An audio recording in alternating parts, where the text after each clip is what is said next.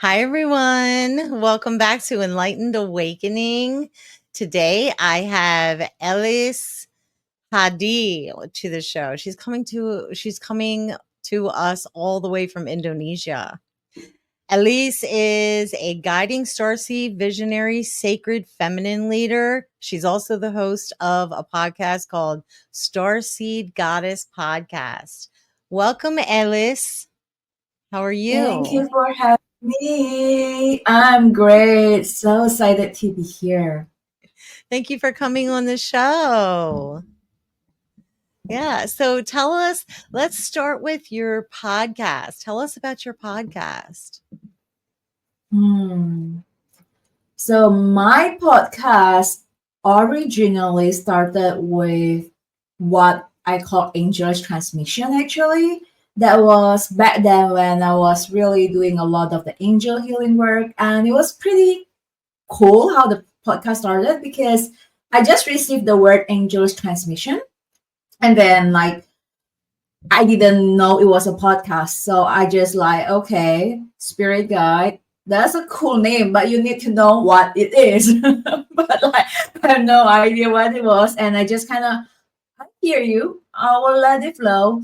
And then one fine day, funny enough, when I was watching Abraham Hicks, and she was talking about channeling and transmission and mediumship, stuff like that. And halfway through watching her, I received this entire divine download, which is literally a script. And then immediately I knew that's like the first episode of my podcast, and that Angel's Transmission is the podcast. And then I remember just going upstairs to my room and just pick up my mic, which at the time it was just like a clip on mic. They just pick it up and recorded it before I forget. And there you go. That's how the first episode was born. At the time, I didn't even have my podcast cover done. Like, I didn't even know it was a podcast until I recorded that first episode, and that's how it began. And it was pretty amazing because after that, like things just unfold. I got more and more divine download, and then I can't remember exactly when that was. Maybe 2 or 3 years ago, maybe. And then last year, though, around, was it last year? I think it was last year. I think I lost track of time. Anyway, time is like an illusion anyway. So anyway, I think sometime last year, I then got the name Starseed Goddess. And I was told that it was to rebrand my podcast into Starseed Goddess, which is what it is now, with a focus on it being more on focusing to support Starseed, visionary, and sacred feminine leader in this awakening journey. So that's kind of how Starseed Goddess is born and is supporting people in their awakening journey right now. Okay. Is it on YouTube or is it on YouTube and audio channels? It's both. So it's on YouTube and most audio channel for podcasts, Spotify, Apple, and all the other stuff. Okay. So do you have your podcast on the same time every week, or is it just like randomly or It's random. So as God? and when I receive download, and also because I believe in working with like the ebb and flow. Like there are times when I'm super creative and then I'll be like recording so many episodes at one go. There are times that it feels for me more like going inwards and like really putting the time more on myself, which is like right now where I'm more in the phase of I'm giving birth to something and I kind of just want to be in that space. God. So I'm haven't been posting much these days, but then when it comes, it's gonna come. Yes. Yeah, that makes a lot Yeah. of sense. So, is it usually you, or do you usually have a guest on that you're interviewing? Mostly me. Recently, I have few guests that come along because I feel called to just try something different. But then, for the most part, it was designed to be like just a channel messages from me to my audience in that way. Gotcha. I love it. I love it. So, Mhm. so you had a calling on the Priestess path and Rose Alchemy. Tell us about that. Tell us about the Priestess path and Rose Alchemy. Oh, I love this topic so much. I just had like another download on it. So let's start with like the calling of a priestess. And the way I define priestess is someone who is here to be a service to the divine. And that doesn't mean everyone has to be a teacher or a coach or a healer or even be in having a business, so to speak. Like I see my mom as a priestess, she is stay-at-home mom, but she has so much love, so much compassion, so much grace, like when I was near her, she never failed to soften me. And I could feel it more, especially when I had the day, like those days when you were like so tied up and so serious and just like, and then every time I was around her, like she doesn't even have to say anything much, like not even like some big spiritual wisdom, it was just like a simple question, but it's that divine feminine energy that really just softened me.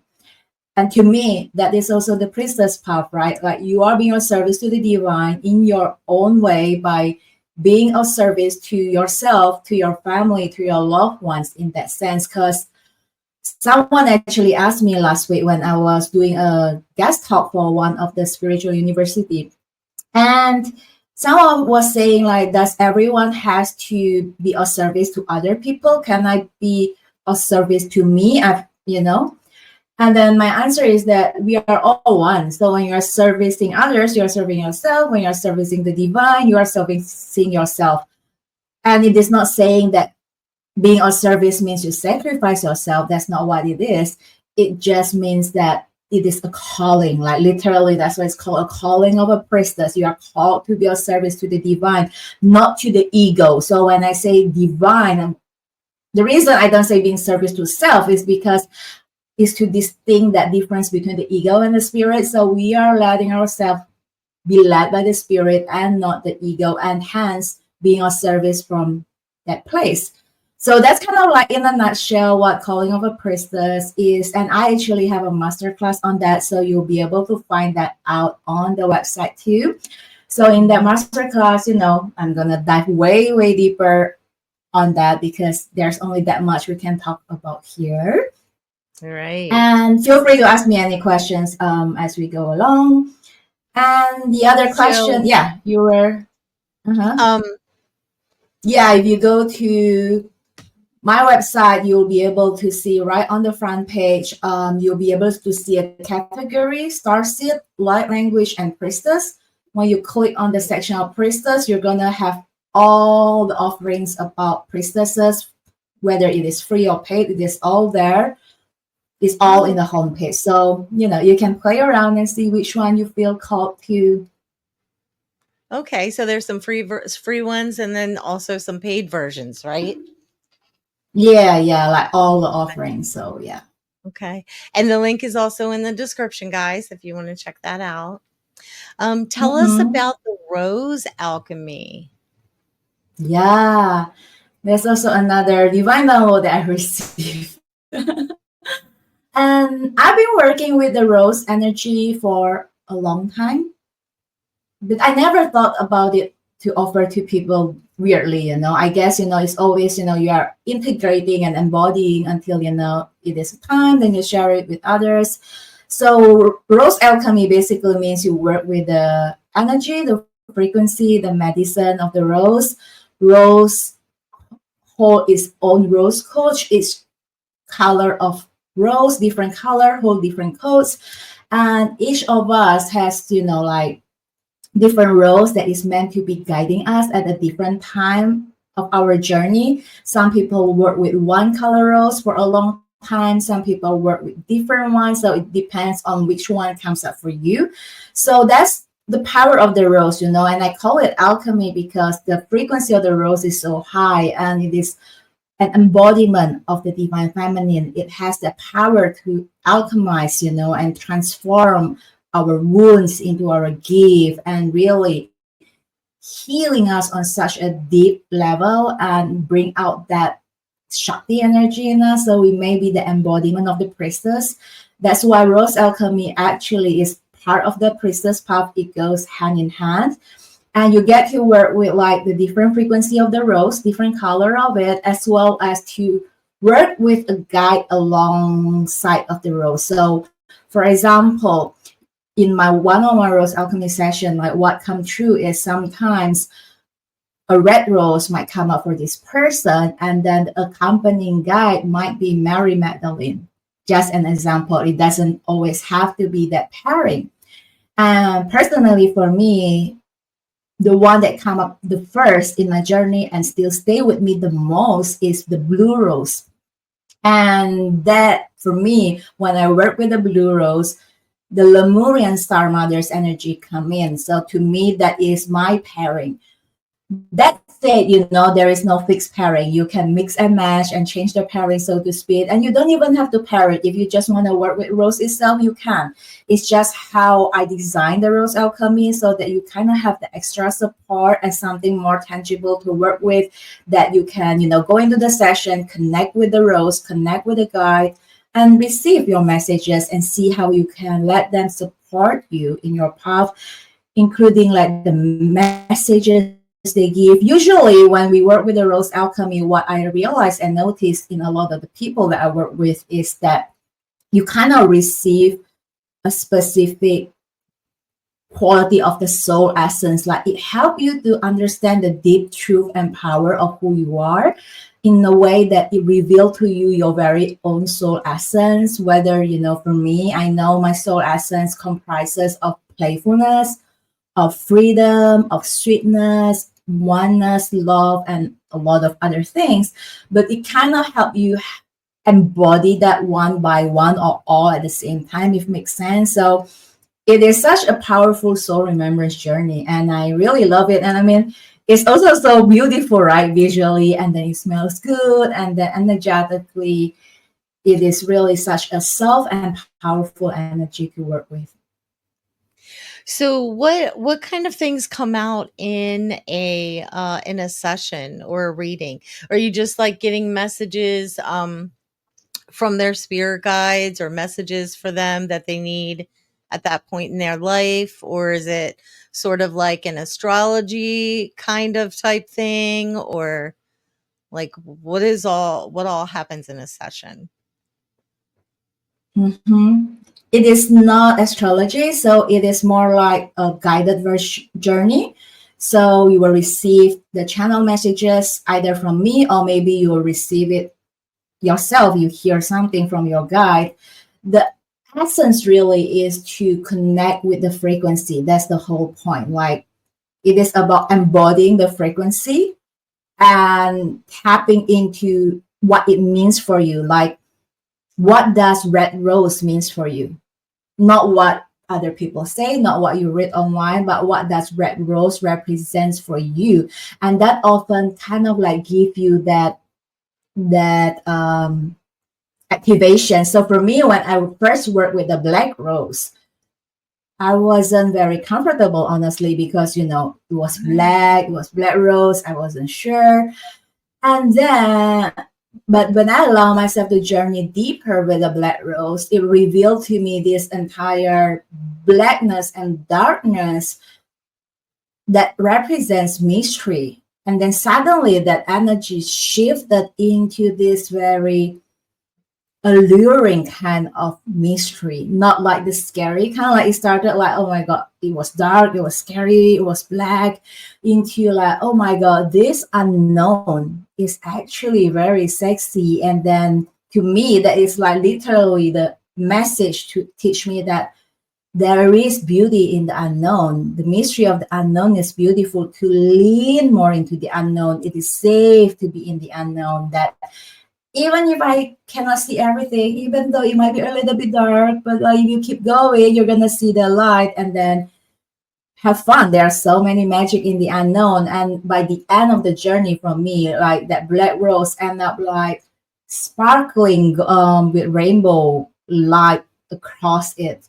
So it's like that alchemy, right, of transmuting everything dark into light, but most importantly in this case is to embrace our shadow, embrace our darkness, embrace the unknown. Like that is the message for Yeah. me. Because And it's then it part. might look different for others people. Yeah. Hmm. Do you know of any other flower that comes in as many colors as the rose? Probably, yeah. I've not worked with them in that many color with other flowers, but for the rose, that's what I'm familiar with. Yeah. Yeah, the rose is just, it's an amazing, beautiful flower. And my birthday's in June, so rose is the flower of June. So, yeah, I've Hmm. always loved roses, always. So, you also use the healing power of light language. Tell us about that. Tell us about the light language. Hmm. So the light language also came to me very spontaneously. So I was in a writing workshop with my spiritual mentor, and then halfway through the workshop, she was like, "Your light language is gonna come out." And I was like, "What?" And then, well, I trusted and surrendered and let her guided me. And true enough, I spoke my light language for the first time in that session, and ever since then, I've been speaking it until now, until to a point where I'm sharing it with the world and teaching other people to speak it as well. And the light language in its simplicity, the way I explain it is an expression of the divine. It is energy transmission that is being expressed through audio, through visual, through movement. So there are many ways you can express it because it's an expression of the divine, and it is just an energy transmission to keep it really simple because everything is energy anyway. But the beauty about light language is that you don't have to understand what is being said.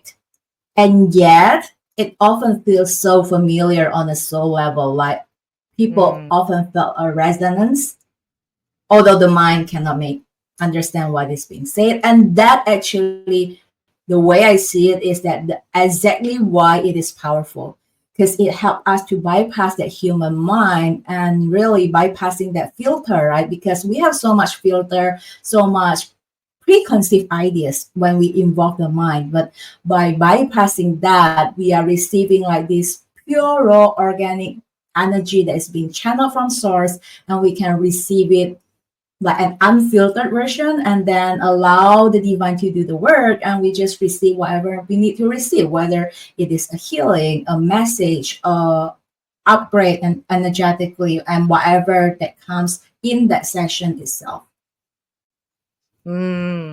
okay. Okay. So tell us about the Starseed awakening, the message from the Pleiadian Star Mothers. Hmm. So it was during one of the Palladian portal that I connected so deeply with the Palladian Star Mothers, where it started out with like a flickering of blue light during my meditation. And at the time, I didn't know who it was. I was just like, okay, this is new. I haven't really felt this energy before, but I just continue to allow it to come through. And I think within maybe a week or something like that, what started out with like a flickering of blue light turns into like an entire council of Palladian star mothers like right in front of me during the meditation. And that's when I was like, oh my God, that is one of my primary guides that I'm meant to be working with. So just in case those of you who are like, but what is a starseed? So starseed is basically human who, I mean, like soul who reincarnated in human form now, but they originally, not necessarily originally, but they have had other lifetime as a star in star system and other planet other than the Earth. So In if this you're dimension, or are they from another dimension? They're mostly in. other dimension, yeah, because like the star system are usually of a different dimension. I mean, Earth is very dense, so most of them that come from other dimension and reincarnate here comes from a slightly higher vibration or way more higher vibration depending on where they come from, and they reincarnate here And it's a great question that you ask, because that's the exact struggle that a lot of starseed has, because they come from such a place where, like everything is like high vibrational, everything is love, everything is one, and then they come into this dense subversion, which is the Mother Earth, where you have actually a physical bodysuit. Like some of them might not even like have a physical bodysuit in their past remembrance, right? And then it just feel very dense, it feels heavy, it feels very hard to integrate, which is why a lot of starseed actually have challenge adapting, if that is the right word, like just settling. I think that's the word, is settling into the earth, because they feel isolated, they feel that they are alone, that they feel they are abandoned, and like nothing quite fits in until they realize that they are starseed and they awaken to that. Then like things become different, because suddenly you understand what's going on in your life, you understand who you are and why you are here and what's happening, and that opens up and activate the entire awakening process for the starseed, so they can then finally be fulfilling their divine mission, now that they know who they are and why they are here. So you said that the Pleiadian star seeds, star mothers came to you. What do they look like? I don't actually see much visually, then more like energetically in blue colors for me. So it's Okay. just more like seeing they are not in dense version, they are like in light being, so I don't really see a facial feature, if that's your question. But they are very light blue light, but for me it's more of the energy that I'm tuning into and the words that I'm receiving, because that's like how I work with my gift, because everyone works slightly differently. I tend to receive more like audio and feeling, and but the feeling of the frequency is really literally that, like the star mother, I felt like this motherly energy that comes in, like this cosmic mother. Like I knew there and then that it is this all encompassing love and light. What did they say? What was the message they gave you the first time?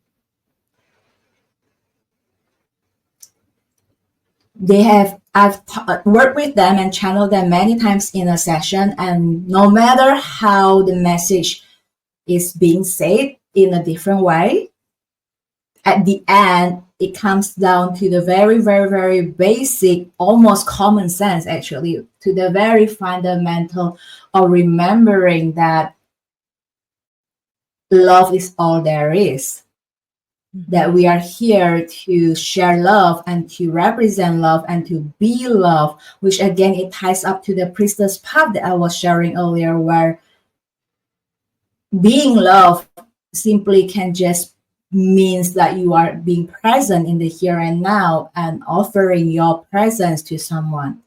It doesn't always have to be like the big thing that our human mind make it up to be, right? Like being loving doesn't mean like I have to be in a charity work and raising funds and serving 1,000 people. I can. There's definitely a beautiful way, and if you love it, please, it's a beautiful way. I'm not saying anything is wrong here. I'm just saying it doesn't have to be that way. Once again, coming back to the example earlier, it can be just baking cookies and sharing it with the neighbors, like being Like love and that today, coming at into the being.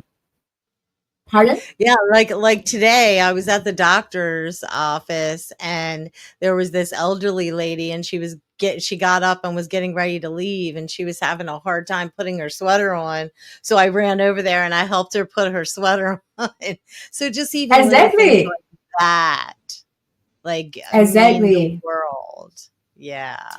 Exactly. Because like one of the thing that the Pleiadian Star Mother really emphasizes is that, because a lot of us, when we are on awakening journey, we are thinking about ascending. So we are thinking in our 3D human mind that we are going up, up, up, up, up. And then a lot of people like, I want to get out of body, I want to astral travel, da, da, da. And that's great too. There is a purpose for that. But then don't forget that you are here for the human experience. That's why you have a human body. That's why you are in a human lifetime. Otherwise, you would have stayed in your own incarnation. So don't forget to bring the high vibration frequency down. Like it does, like you can meditate and then, like feeling high, feeling great, feeling love, but what are you doing in your human lifetime? Like you can't be just hiding in a cave and meditate whole day and feel love, right? Like there is a reason you take this physical form. So go out there and spread the love in whatever way again it is. So it's like integrating that spiritual and material. So like, yeah, we meditate, we are raising the vibration spiritually, and that's very important. We are sending love energetically that way. But on a earthly level, on the material or physical level, we are also being love. And then in that beingness, it led us to do act of love and to share and spread our light in that way. So it's the integration again, which is what the priestess is about. The priestess is about having one foot on the earth and one foot on the sky, bridging that spirit and material and embodying it in this lifetime, in this human path. Yeah, I love that. Um, Tell us about the 5D biz for new earth leaders. Tell us about that. Mm. So it is around the concept that I love to say that as Mother Earth awaken, so do we, right? We are awakening alongside with Mother Earth as she shifted to 5D. And similarly, our business is also being called to shift into the 5D. So it will be incongruent, like you're gonna feel disconnected if you are ascending to 5D along with Mother Earth, but you're leaving behind your business without bringing it along in that sense. So it's really important to operate and run your business from a 5D level of love based and not fear based, where a lot of us, including myself, I've taken a lot of courses on how we should be running a business,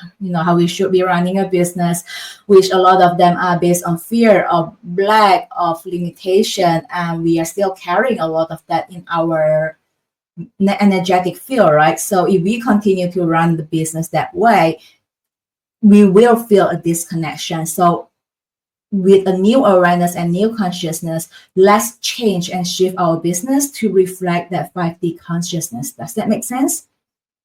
Mm-hmm. Mm-hmm. Yes, it does.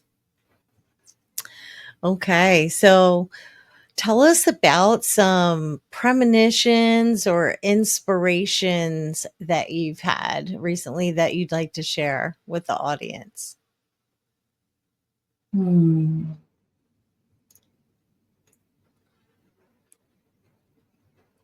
There's so many, just feeling which one may be more resonance. I'm gonna share the most literally what came through yesterday. I think I have it on paper here. Okay. So yesterday I had this entire download of Lemurian Priestess, which is something I'm gonna be offering very soon. So if you follow me on Instagram or get onto my email list, you'll be updated when it's available. It will definitely be up on the website too. So when I was receiving this inspiration about Lemurian Priestess, a lot of like the components come in, and one of them is Lemurian sisterhood. And that brings me to the idea of sisterhood wound, which a lot of priestesses, whether Lemuria or not, like generally in the priestess path, a lot of the divine feminine had in one point or another experienced what we call sister wounds, where we felt like there is like a competition, that we cannot share the stage together, that there, like we see it in media because we are so brainwashed by it until we awaken. Of course, like women cannot even, like how when you watch TV, like if one woman wear the same dress and another woman in the party, is like a disaster. What is Like, that? I know. Like, I bought I this don't know. dress. I saw that. Wearing the same dress. I don't know. We saw that a lot in movie, and I always think like, Yeah. what's the big deal here, right? But that's I used a to clear say the same thing. example. I know. And but like that, there's the example of like how we are being programmed to have that sister competition, that sisterhood wound. And a lot of these sisterhood wound, they can they manifest in so many ways that it's so hard to explain it everything now. But like that's like a really example and clear one that immediately you get the point that I'm trying to make here. And then you're gonna see it reflected in your business. It might look like something like not having as like being more comfortable around male friends instead of female friends, just because either you don't feel good enough and you're comparing yourself to other women, or you constantly have to fight the attention with the other woman because you think that you have to be the spotlight or not the other woman. And all this again, they are like from fear, right? And yeah, and then like not like even in collaboration, it is very, again, 3D way of doing collaboration where it is about me and not about us. All of this, there are so many ways the sister wounds are manifest, and this is such an important message I've been receiving that I thought that it would be beautiful to share it here, to really just in its simplicity to remind that we are all one. So there is no competition, like you're competing with yourself for what, like. And there are more than enough room for everyone to shine. There are more than enough to go around for everybody. Like me and Shana coming into this podcast doesn't make my light smaller, doesn't make her light smaller. If any, it makes our light even brighter. So yeah. And just a quick example, another one that I really love to share is, I think it's a Super Bowl. I can't remember which performance, but there was once J Lo and Shakira come together, I think, in the Super Bowl. Okay. And I love them separately, right? I love J Lo performance. I love Shakira in general. And they are very similar but different, if you know what I mean. Like they dance, they sing, very different music, and yet in a lot of way very similar. And when they come on stage together, personally, I think that's like the best performance of them I've ever seen, when they combine and shine on stage Right. together, right? So that Yeah, is another everything example. better together. I know, right? Like, Mhm. yeah, you like them individually, but like when they come together, it's like a whole new level. Like, wow! And that again is just a beautiful example of like how when we heal our sister wound, there are so much beauty that comes out of actually supporting one another. Yes. Do you have anything that you would like to leave with the audience before I ask the final two questions?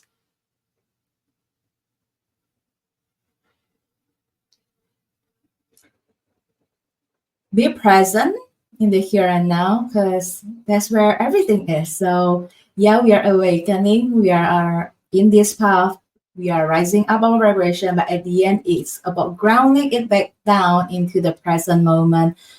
And in that present moment is where love is, and that's where we are being. And then from that beingness, it will lead us to the doing and the having.